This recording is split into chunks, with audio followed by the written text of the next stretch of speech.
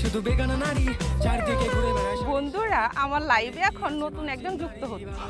আমার এত পেরেশানি। আরে কি শুরু করছিস তুই? ছাড়। আমি তোরে কইছি তোর লাইভে আমি যুক্ত হবো। বন্ধ কর ফোন। আচ্ছা করতে এই তোর কোনো কাজ কাম নাই? বাড়িতে তোর লেখাপড়া নাই? লেখাপড়া করতে পারস না?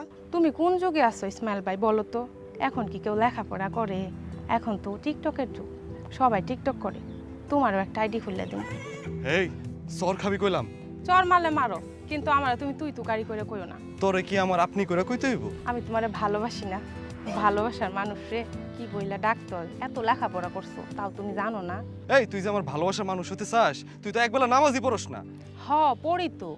বুঝতে পারছি তুই একদম 100তে 100 পাইছস। আমার যাইতে দে। শুনো না, তোমার তো পাওয়াই যায় না, নেটও ব্যবহার করো না। চলো না দুইজনে একসাথে বসে একটু গাছের নিচে গল্প করি। আরে তোর লগে এবার কি এর গল্প স্যার?